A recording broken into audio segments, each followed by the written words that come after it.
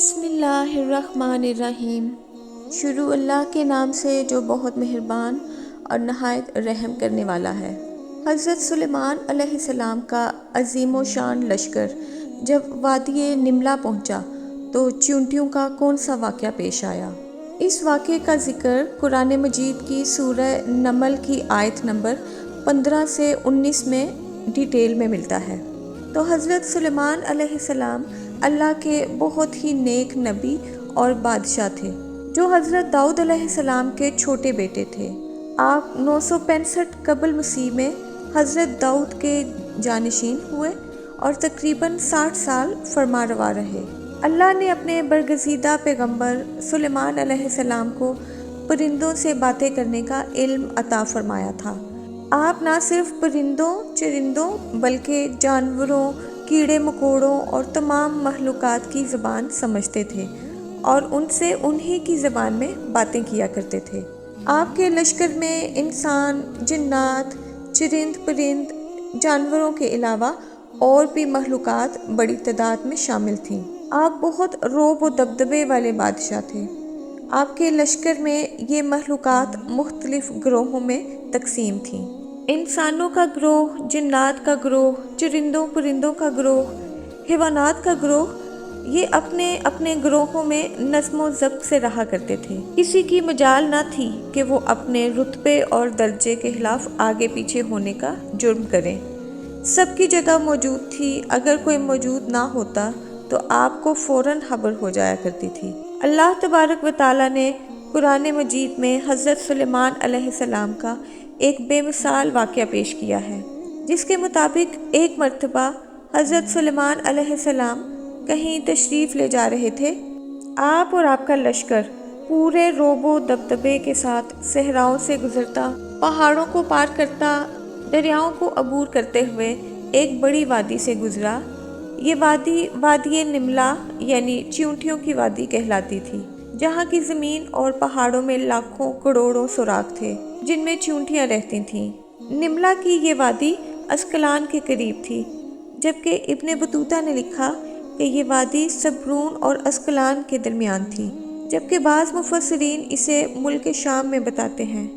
لشکر سلیمانی کا اس وادی سے گزر ہوا۔ چیونٹیوں کی اس بستی میں ایک ملکہ چیونٹی تھی۔ ملکہ چیونٹی اپنی رعایا چیونٹیوں کا بہت خیال رکھتی تھی اور چیونٹیوں کی اس سلطنت کا نظم و نسق بخوبی چلاتی تھی۔ تمام چیونٹیاں اپنی ملکہ سے بہت پیار کرتی تھیں اور اس کے ایک اشارے پر بڑے سے بڑا کام کرنے کو تیار رہتی تھیں۔ اس وقت ملکہ چیونٹی بہت سی دوسری چیونٹیوں کے ساتھ وادی میں گھوم رہی تھیں۔ اچانک اسے زمین میں عجیب سی دھمک محسوس ہوئی۔ وہ چونک کر رک گئی اور زمین سے آتی ہوئی آواز کو غور سے سننے لگی۔ ملکہ چیونٹی بولی، لگتا ہے کہ کوئی بہت بڑی فوج ہماری وادی کی طرف آ رہی ہے۔ یہ ضرور حضرت سلیمان کا لشکر ہے۔ دیگر چیونٹیوں نے بھی اس کی بات سے اتفاق کیا۔ کچھ ہی دیر بعد اس طرف سے دھول کے بادل اٹھتے دکھائی دیے۔ جلد ہی فوج قریب آن پہنچی۔ سلیمان علیہ السلام اپنے تخت پر سوار اپنی فوج کے ساتھ آ رہے تھے۔ چیونٹیوں کی ملکہ نے چیخ کر کہا، سلیمان کی فوج قریب آ رہی ہے۔ میں حکم دیتی ہوں کہ تمام چیونٹیاں اپنے بلوں میں چلی جائیں۔ سلیمان ہمیں کوئی نقصان پہنچانے نہیں آ رہے، مگر انہیں کیا معلوم کہ ہماری کثیر تعداد اس وادی میں موجود ہے اور زمین پر رینگ رہی ہے، لہٰذا یہ لشکر ہمیں بے خبری میں کچل نہ ڈالے۔ حضرت سلیمان علیہ السلام اس وقت 3 یا 5 میل کی دوری پر تھے، لیکن آپ تک ملکہ چیونٹی کی آواز پہنچ گئی۔ آپ اس کی بات سن کر مسکرانے لگے اور ملکہ چیونٹی کی سمجھداری اور اپنی رعایا کے خیال رکھنے پر اس کی تعریف کرتے ہوئے فرمایا، بے شک ایک بادشاہ کو اپنی رعایا کی حفاظت کا اسی طرح خیال رکھنا چاہیے جس طرح اس ملکہ چیونٹی نے کیا ہے۔ اس واقعے میں ہمارے لیے بہت بڑا سبق موجود ہے۔ چیونٹیاں دوسرے حشرات الارض سے کافی الگ اور سمجھدار ہوتی ہیں۔ یہ ایک دوسرے سے باتیں کرتی ہیں، لیکن یہ چیونٹیاں آواز سے باتیں نہیں کرتی بلکہ ڈیٹا منتقل کر کے بات کرتی ہیں، اور اس کا طریقہ یہ ہوتا ہے کہ یہ اپنے منہ سے ایک مادہ نکالتی ہیں اور سامنے والی چیونٹی کے منہ میں چپکا دیتی ہیں اور دوسری چونٹی اس سے سارا پیغام سمجھ لیتی ہے۔ اس لیے اکثر چونٹیاں چلتے چلتے رک کر دوسری چونٹی کے منہ سے منہ لگا کر آگے چلی جاتی ہیں۔ دراصل یہ وہ عمل ہوتا ہے جس سے ڈیٹا منتقل ہو رہا ہوتا ہے۔